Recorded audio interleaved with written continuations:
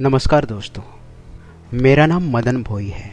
मेरा जन्म तोसगांव में हुआ था और अब मैं मुंबई में रहता हूँ। करीब 6 महीने पहले की बात है। मेरी नौकरी छूट गई थी और मेरे पास खाने पीने के पैसे भी नहीं बचे थे। हालत इतनी बुरी थी कि कई जगह से उधार लेकर खाने पीने का खर्चा चलाना पड़ रहा था।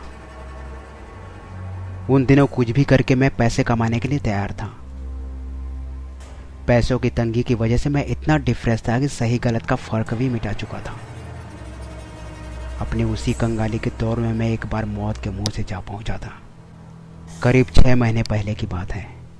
मेरा पड़ोसी अशोक मेरे घर आया।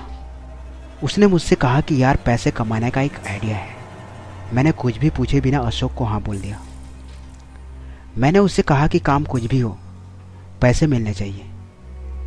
अच्छाई बुराई भाड़ में गई। पेट में आग लगती है तो रोटी से ही आग बुझती है, आदर्शों से नहीं। अशोक ने कहा कि आज रात 12 बजे तैयार रहना। 3 घंटे का काम है और 5,000 मिलेंगे, आधे तेरे और आधे मेरे। मैंने डील डन कर दी। उस रात अशोक रिक्शा लेकर ठीक 11:30 को मेरे घर आ गया। मैं भी कुछ भी सोचे बिना उसके रिक्शा में सवार हो गया। मैंने देखा कि रिक्शा में फावड़ा, कुल्हाड़ी और अन्य खुदाई के औजार थे। मैंने हंसते हुए अशोक को बोला कि भाई, किसी का खून करने तो नहीं जाना है ना? अशोक बोला, नहीं चिंता मत कर, मैं हूं ना, कुछ भी लफड़ा नहीं होगा। थोड़ी ही देर में अशोक ने रिक्शा एक कब्रिस्तान के पास रोक ली। फिर मुझे कहा कि चल फावड़ा और कुल्हाड़ी लेके हमें अंदर जाना है। हम दोनों दीवार कूदकर अंदर गए। मुझे काफी डर लग रहा था। अशोक एक ताजी दफन की हुई कब्र पर आकर रुक गया और मुझे बोलने लगा कि इसे खोदना है। उसकी बात सुनकर मेरे तो होश उड़ गए। मैं भागकर कब्रिस्तान से बाहर आ गया। रिक्शा के पास खड़े होकर अशोक ने समझाया कि सीधे काम से कोई एक दिन में 5,000 रुपये नहीं देता है। अगर तुझे यह काम नहीं करना है तो निकल यहां से, मैं किसी और को ढूंढ लूंगा। कुछ देर सोचा, फिर मुझे ख्याल आया कि वैसे भी जो मर चुका है वह तो मर ही चुका है।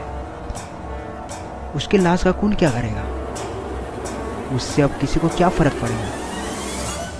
वैसे भी अगर कुछ भी करके पैसे नहीं कमाए तो मेरी लाश किसी गटर के पास पड़ी होगी। थोड़ी ही देर में हिम्मत करके मैं उस घिनौने और गलत काम को करने के लिए राजी हो गया। कुछ ही देर में हमने उस कब्र को खोदकर लाश को बाहर निकाल दी। वह एक अधेड़ उम्र की औरत की ताजी लाश थी, जिसे शायद उसी दिन सुबह में दफनाया गया होगा। उस लाश की बदबू सिर फाड़ देने वाली थी। जैसे तैसे करके हमने उसे रिक्शा में डाला और खाली कब्र मिट्टी से ढक डाली। उसके बाद जल्दी से हम दोनों भागकर रिक्शा की ओर गए। रिक्शा के अंदर देखा तो हमारी जान निकल गई। वहां रिक्शा से लाश गायब थी। यह अजीब घटना देखकर मेरे तो रोंगटे खड़े हो गए। मैंने अशोक को बोला कि यार, भाग चलते हैं। अशोक बोला, हाँ यार, यह तो भूत प्रेत का मामला लगता है। हम दोनों फौरन उस जगह से भागने लगे। अशोक ने फौरन रिक्शा चालू करना शुरू किया, पर उसकी रिक्शा चालू हो तब वहाँ से भागे ना। अचानक हमारी नज़र कब्रिस्तान की ओर गई। हमने देखा कि वह मुर्दा औरत अपनी कब्र पर बैठी थी और हमारी ओर घूरे जा रही थी। अंधेरे में साफ दिख तो नहीं रहा था, पर पक्का अंदाज था कि वहाँ पर वही मिट्टी सने लाल कपड़ों वाली औरत थी जिसे हमने खोद कर निकाला था। एक लाश को इस तरह अपनी कब्र पर बैठा देखकर हम दोनों की सिट्टी पिट्टी गुल हो गई। हम दोनों रिक्शा छोड़कर वहाँ से भाग निकले और सुबह उजाला होते ही हम रिक्शा वहाँ से खींचकर वापस ले आए। उस दिन के बाद मैंने तो कसम खा ली, भूख से मर जाऊंगा, पर पैसे के लिए इतना खतरनाक और घिनौना काम नहीं करूंगा।